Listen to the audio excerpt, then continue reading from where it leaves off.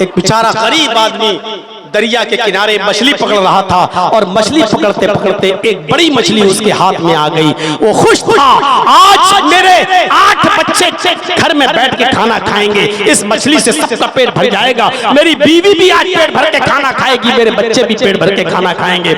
ये गरीब आदमी बेचारा बहुत मजबूर हो, गरीब आदमी, बेबस आदमी उस मछली को लेकर अपने घर की तरफ जा रहा है।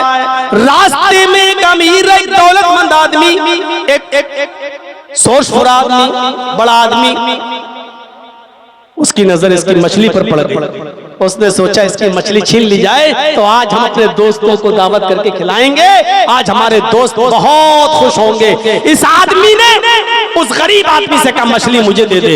इसने कहा साहब बड़ी मेहनत से पकड़ी है, मेरे बच्चे भूखे वो खाएंगे। उसने कहा दे रहा है या नहीं दे रहा, जबरदस्ती छीनने लगा।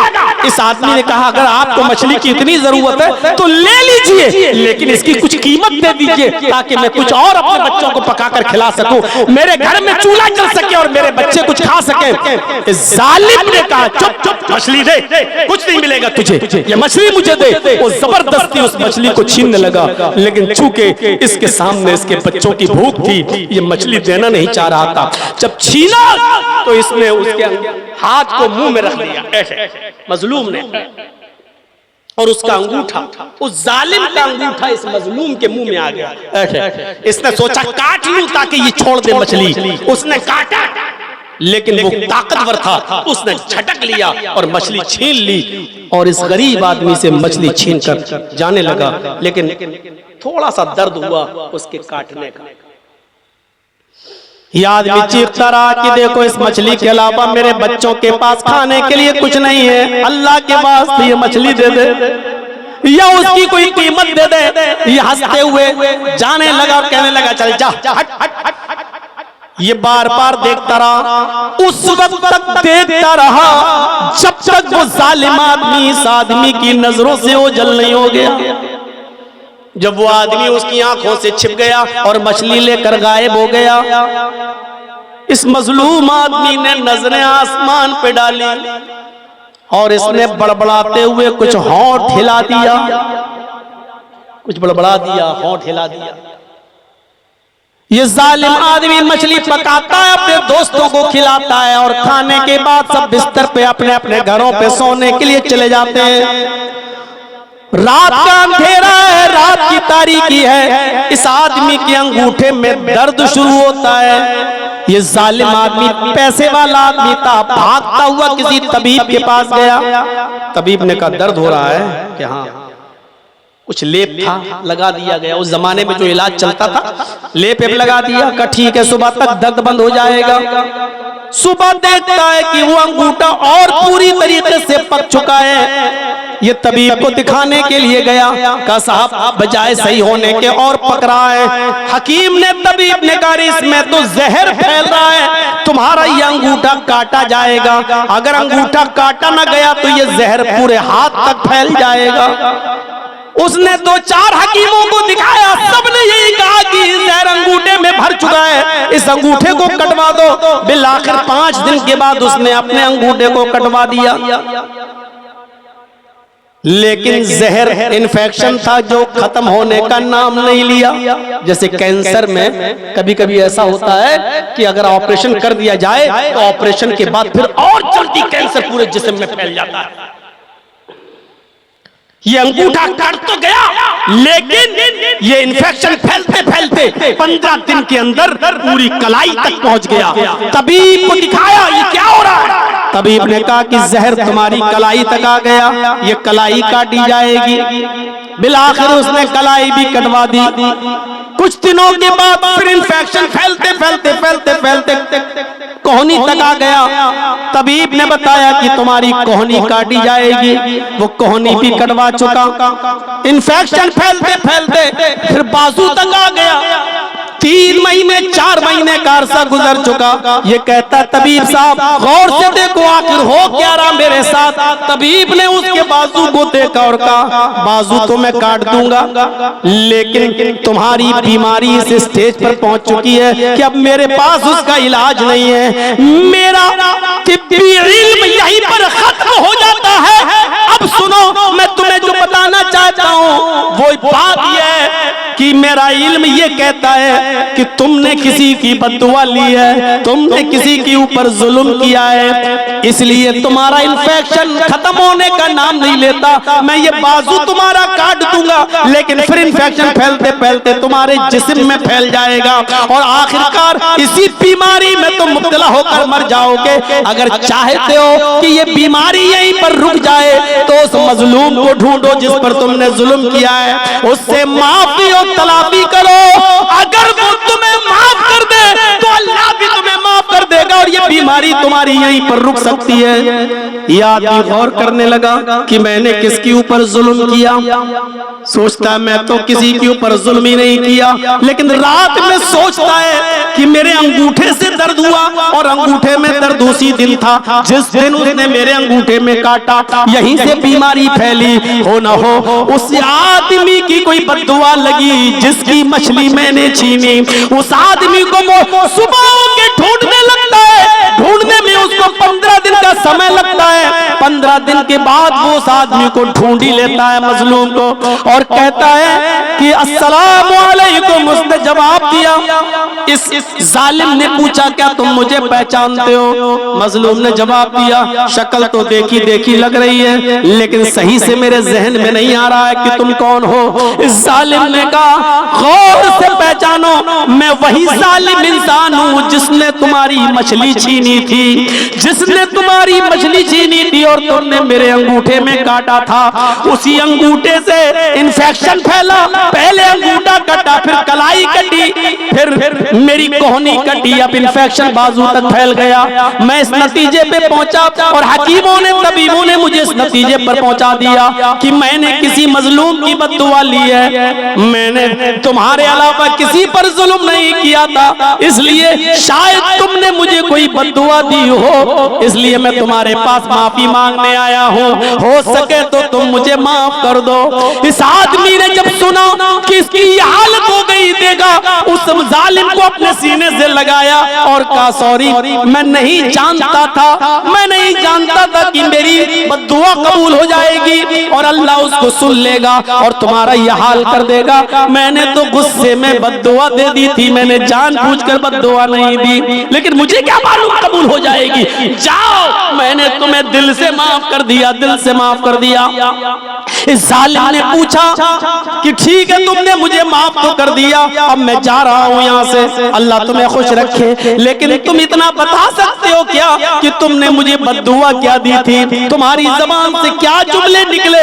इस मजलूम ने कहा कि जब तुम मेरी मछली छीन कर जा रहे थे, मैं चीखता रहा, चिल्लाता रहा, मेरे बच्चों की भूख मेरे सामने थी, उनको भूख से बिलबिलाते हुए देखना मेरा सामने था। मैं सोच रहा था कि आज का चूल्हा कैसे जलेगा और मेरे बच्चे क्या खाएंगे। इस गुस्से में मैंने आपा खो दिया। जब तुम मेरी नजरों के सामने से गायब हो गए तो मेरी जबान से ये बद्दुआ निकल गई। आय अल्लाह, इस जालिम को तू ऐसी सजा दे जो लोगों के लिए निशाने इबरत बन जाए। आय अल्लाह, इस जालिम को ऐसी सजा दे जो लोगों के लिए निशाने इबरत बन जाए। मेरी जबान से ये जुमले निकल गए थे, मुझे नहीं मालूम था कि अल्लाह इस जुमलों को सुन लेगा। आए गरीबों पर, मिस्कीनों पर, मसलूमों पर जुल्म करने वालों, इस दुनिया में अपने जुल्म का बदला तुम पाकर रहोगे, अपनी जिंदगी में तुम उस अंजाम को भुगत के रहोगे। दो गुनाह ऐसे हैं जिसकी सजा इस दुनिया में बंदा पा लेता है और आखिरत में तो सजा बाकी रहती है। उस आदमी को उस वक्त तक मौत नहीं आएगी जब तक कि इन दो जुर्मों की सजा, इन दो जुल्म की सजा, इन दो गुनाहों की सजा इस दुनिया में भुगत न ले। उनमें पहला शख्स वो है जिसने अपने बाप को रुलाया, अपने बाप को सताया, अपने बाप को दुख पहुंचाया। जब तक बाप को सताने का अंजाम इस दुनिया में देख न ले, उसको सजा न मिल जाए, उससे पहले उसको मौत नहीं आ सकती है। और दूसरा वो जालिम जिसने किसी मजलूम पर जुल्म किया, गरीब पर जुल्म किया, जब तक वो इस दुनिया में उस जुल्म के बराबर सजा न पाले और दर्दनाक सजा न पाले तब तक इस दुनिया से उसकी मौत नहीं आएगी। अगर तुमने किसी जालिम मजलूम पर 1 लाख रुपया छीना, बेईमानी की या 1 लाख रुपए की कोई चीज जमीन और जायदाद पे कब्जा किया, अल्लाह ताला जब तक इस जालिम की महबूब चीज पर हमला करके जब तक तुम्हारा 10 लाख खर्च न करा देगा, ये मौत तुम्हें नहीं आएगी। तुम्हारी महबूब तरीन चीज क्या है? औलाद। तुमने किसी गरीब पर जुल्म किया, 1 लाख रुपया छीना, अल्लाह तेरे बेटे को कैंसर का मरीज बना देगा। 10 लाख रुपया खर्च करके भी तेरा बेटा सही नहीं होगा, तेरी बीवी को बीमार कर देगा। तेरा 20 लाख रुपए खर्च होकर भी तेरी बीवी खर्च सही नहीं होगी। जब तक ये जालिम अपने जुल्म की सजा का अंजाम इस दुनिया में न देख ले, उसको मौत नहीं आएगी। डरो, मजलूम की बद्दुआ से डरो, मजलूम की बद्दुआ से डरो। मेरे बहुत बुरी सजा। इसलिए मैं कहता हूं, जो अपने लिए पसंद करो वो अपने भाइयों के लिए भी पसंद करो। सईद इब्न जुबैर का नाम सुना है? बहुत बड़े ताबई गुजरे हैं। हज्जाज इब्न यूसुफ ने उनके कत्ल का ऐलान कर दिया और कहा उनको जिंदा पकड़ के लाओ। पुलिस को ऐलान कर दिया, इनको पकड़ के लाओ और जिंदा मुझे चाहिए, जिंदा। मरे हुए नहीं। बहुत नेक आदमी थे, बड़े मुत्तकी परहेजगार थे, लेकिन हज्जाज अपने यूसुफ के खिलाफ आलम बगावत बुलंद किया, इसलिए हज्जाज ने उनको जिंदा पकड़ के लाने का हुक्म दिया। पुलिस वाले उनको कुत्तों की तरह ढूंढ रहे हैं, जैसे कुत्ते कोई चीज ढूंढते हैं, ऐसे पुलिस वाले ढूंढ रहे हैं सईद इब्न जुबैर को कि किसी तरीके से हमें मिल जाए। लेकिन सईद इब्न जुबैर हाथ नहीं आ रहे थे। वो दिन में किसी के यहाँ सो जाते थे चुपके से और रात में निकलते थे ताकि हज्जाज की सल्तनत से निकलकर किसी और मुल्क में चला जाऊं और वहां मैं अपनी जान की हिफाजत कर लूं, सेव कर लूं। एक दिन कहीं सो रहे थे बेचारे, किसी हमदर्द के घर में सो रहे थे और किसी जासूस ने जासूसी कर दी और हज्जाज की पुलिस ने जाकर उनको पकड़ लिया। अपने ही लोग जासूसी करते हैं, गैर नहीं, अपने ही। किसी अपने ने ही जासूसी कर दी, किसी अपने ने ही जासूसी कर दी और सईद इब्न जुबैर जो बड़े नेक थे, मुत्तकी और परहेजगार, उनको पकड़ लिया गया, उनको अरेस्ट कर लिया गया। अब हज्जाज के पास लाने की तैयारी है। 15 दिन का सफर है, हज्जाज तक उनको पहुंचाया जाए। 15 दिन लगेंगे हज्जाज के पास जाने में। सईद इब्न जुबैर रास्ते में जब भी नमाज का वक्त होता नमाज पढ़ते और नफली रोजा रखते, क्योंकि सईद इब्न जुबैर को मालूम था कि मेरा अंजाम क्या होगा, हज्जाज के सामने लाया जाऊंगा और हज्जाज मुझे कत्ल कर देगा, कत्ल करवा देगा। इसलिए वो दिन में नमाज, दिन में रोजे रखते थे नफली और रात में वो नमाज पढ़ा करते थे, इबादत करते थे। पुलिस वालों ने जब देखा, 2 पुलिस वाले जब देखते हैं कि ये बेचारे बड़े नेक हैं, मुत्तकी हैं, परहेजगार हैं, इनका हुस्न सुलूक बहुत अच्छा है, अखलाक बहुत अच्छा है, दिन में रोजा रखते हैं, नमाज के वक्त नमाज पढ़ते हैं और जब मैं से कहूँ चलने के लिए तो चल देते हैं। पुलिस वाले इनके अखलाक से बड़े मुतासिर हुए। 4-5 दिन के बाद पुलिस वालों ने आपस में सलाह की, देखो हम हज्जाज को, हम सईद इब्न जुबैर को हज्जाज के सामने जब पेश करेंगे तो हज्जाज इनको एक ही सजा देगा, अपनी आंखों के सामने जल्लाद से कत्ल करवा देगा। ये बेचारे बड़े नेक आदमी हैं, हम किसी नेक आदमी का गुनाह अपने सर पर क्यों लें? ऐसा करते हैं कि हम दोनों मिलकर सईद को छोड़ देते हैं बेचारे को और हज्जाज से ये कह देंगे कि बहुत ढूंढने के बाद भी हमें सईद इब्न जुबैर नहीं मिले। पुलिस वालों ने अच्छाई सोची, सईद इब्न जुबैर से कहा, देखो सईद, बहुत रात हो रही है और मैं नहीं चाहता हूं कि तुम्हें हज्जाज के पास ले जाऊं और हज्जाज तुम्हें कत्ल कर दे। ऐसा करो, हम तुम्हें छोड़ रहे हैं, तुम चुपके से रात में निकलो और रात में सफर करना और दिन में कहीं छिप जाना, फिर रात में सफर करना। 2-3 रातों के बाद तुम किसी दूसरे मुल्क में चले जाओगे, वहां तुम्हारी जान बच जाएगी और तुम हज्जाज के जुल्म से अपने आप को बचा लोगे। जाओ, हम तुम्हें छोड़ रहे हैं। सईद इब्न जुबैर ने कहा, अल्लाह तुम्हें खुश रखे, आज तुमने मेरी बीवी को बेवा होने से बचा लिया, मेरे बच्चों को यतीम होने से बचा लिया। जिस तरह तुमने मेरे ऊपर रहम किया, अल्लाह तुम्हारे ऊपर भी रहम करे। सईद इब्न जुबैर चल दिए। चलो अच्छा, तुमने मुझे छोड़ दिया, जाओ। सईद इब्न जुबैर जाने लगे। जो चीज बताना है सुनिए, वो क्या है? सईद इब्न जुबैर अभी 100 कदम दूर गए होंगे, बस 100 कदम दूर। 1 किलोमीटर भी नहीं, 2 किलोमीटर भी नहीं, 100 कदम दूर गए होंगे बस। 100 कदम दूर जाने के बाद वहीं से पलटते हैं, वहीं से पलटते हैं और पलटने के बाद लौट कर वापस आते हैं और उन दोनों पुलिस वालों से कहते हैं कि नहीं, मैं तुम्हारे साथ हज्जाज इब्न यूसुफ के पास जाऊंगा, मुझे मत छोड़ो, मुझे वहां जाना है, मुझे लेकर वहां चलो। पुलिस वाले हैरान हैं, हमने तो तुम्हें छोड़ दिया है और तुम आए हो और अपने आप को मौत के मुंह में ढकेल रहे हो, तुम्हें मालूम है कि हज्जाज तुम्हें कत्ल कर देगा। सईद इब्न जुबैर कहते हैं कि मुझे अपना अंजाम मालूम है कि मैं कत्ल किया जाऊंगा, लेकिन फिर भी मैं तुमसे कहता हूं कि लेकर चलो। पुलिस वालों ने कहा, अरे सईद तुम्हें क्या हो गया है, तुम्हें क्या हो गया, मैं तुम्हें छोड़ रहा हूं और तुम जा रहे हो। सईद इब्न जुबैर ने फरमाया कि जब मैं जा रहा था 100 कदम दूर गया, मेरे सामने अल्लाह के नबी की हदीस आ गई कि जो तुम अपने लिए पसंद करो वो अपने भाई के लिए भी पसंद करो, और जो अपने लिए पसंद नहीं करते हो वो अपने भाई के लिए भी पसंद न करो। तुम दोनों भी मुसलमान हो और हमारे भाई हो ईमानी रिश्ते से, मैं तुम्हारे लिए कैसे पसंद कर लूं। जब तुम मुझे छोड़ दोगे तो जिस जासूस ने मेरी जासूसी की और मुझे एक आदमी के घर में मुखबिरी करके पकड़वा दिया, उस जासूस को ये अच्छी तरीके से मालूम होगा कि तुम दोनों ने मुझे पकड़ लिया है और हज्जाज के पास ले जाया जा रहा है। तुम हज्जाज से कहोगे कि हमें सईद नहीं मिले, लेकिन वो जासूस हज्जाज को बता देगा और कह देगा कि इन दोनों पुलिस वालों ने पकड़ लिया था लेकिन रास्ते में कहीं छोड़ दिया। अगर हज्जाज को यह पता चलेगा कि तुमने मुझे पकड़ने के बाद फिर छोड़ दिया तो मेरी जान तो बच जाएगी, लेकिन हज्जाज तुम दोनों को नहीं छोड़ेगा और तुम दोनों को कत्ल कर दिया जाएगा। मैं नहीं चाहता कि मेरी जान बच जाए और मेरी जगह पर तुम दोनों को कत्ल कर दिया जाए। जैसे मुझे कत्ल होना पसंद नहीं है उसी तरीके से मैं तुम दोनों का भी कत्ल होना पसंद नहीं करूंगा, मुझे ले चलो। पुलिस वालों ने फिर कहा मान जाओ, कहा नहीं, मैं बच जाऊं और तुम दोनों को कत्ल कर दिया जाए ये मुझे गवारा नहीं। बहरहाल पुलिस वाले मजबूर हो गए और सईद इब्न जुबैर को लेकर आए और हज्जाज के सामने पेश कर दिया। हज्जाज ने जब सईद इब्न जुबैर को देखा तो हंस दिया, पुलिस वालों को इनाम से तो नवाज दिया, लेकिन सईद इब्न जुबैर से कहा ये बागी आज आ गया, मैं इसको अपनी आंखों के सामने कत्ल होते हुए देखना चाहता हूं, लिहाजा खूनी चमड़ा बिछाया जाए। खूनी चमड़ा बिछा दिया गया, खूनी चमड़ा बिछा दिया गया। उस खूनी चमड़े के बाद हज्जाज इब्न यूसुफ ने पीछे से सईद इब्न जुबैर के हाथ बंधवा दिए, उनको घुटनों के बल जमीन के ऊपर बिठा दिया और जल्लाद को हुक्म दिया कि मेरी आंखों के सामने इनकी गर्दन पर तलवार चलाओ और इनकी गर्दन तन से जुदा कर दो।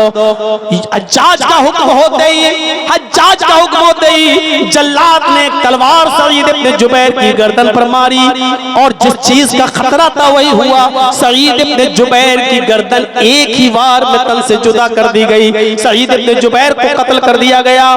पूरा वाकया बताने का मकसद यह है कि सईद इब्न जुबैर ने अपने आप को कत्ल करवा लिया, लेकिन अपने आप को बचाने के चक्कर में उन पुलिस वालों को नहीं फंसवाया, उनको मौत के मुंह में नहीं ढकेला। मुसलमान वो होता है जो अपने आप को बचाकर दूसरों को नहीं फंसवाता है। मुसलमान वो होता है जो चीज अपने लिए पसंद करता है वही दूसरों के लिए भी पसंद करता है, और जो अपने लिए पसंद नहीं करता वो दूसरों के लिए भी पसंद नहीं करता। मेरे भाइयों, 2 बज चुके हैं, आप शेख को भी सुनेंगे, अब्दुल गफ्फार साहब को भी सुनेंगे, अब तक तो उनको स्टेज पे आ जाना चाहिए। तो मेरे भाइयों, जब तक आप हम्द पढ़ सुने, नात सुने, मेरे अंदर अभी हिम्मत नहीं, बकिया बातें इंशाअल्लाह कल तफसील के साथ आपके सामने आएंगी। वक्त पहले मिला तो पहले, बाद में मिला तो बाद में। हम तो कमेटी वालों के मातहत हैं, हमें जब चाहे मिलेगा आपके सामने हाजिरी दी जाएगी। हम अल्लाह से दुआ करते हैं कि अल्लाह आलमीन हमारे अंदर भाईचारा पैदा फरमा दे, जो एक मुसलमान का दूसरे मुसलमान के दिल में जो जगह होनी चाहिए वो जगह हमारे दिल में पैदा फरमा दे, हम सबको आपस में भाई भाई बना दे। बारे इलाह एक दूसरे की हमदर्दी, एक दूसरे की गमख्वारी हमारे दिलों में पैदा फरमा दे। हसद, कीना, बुग़्ज़, इनाद और दुश्मनी तो हमारे दिलों से निकाल दे। बारे इलाह हम जमीअ मुसलमानों को इत्तेफाक और इत्तेहाद के प्लेटफार्म पर कायम फरमा दे, हम सबको आपस में भाई भाई बना दे। जब तक तू हमें जिंदा रख, इस्लाम में जिंदा रखना, और जब हमारा खात्मा हो तो ईमान पर हमारा खात्मा फरमाना। वमा अलैना इल्लल बलागुल मुबीन व आखिरु दावाना अनिल हम्दुलिल्लाहि रब्बिल आलमीन। अस्सलामु अलैकुम व रहमतुल्लाहि व बरकातुहू।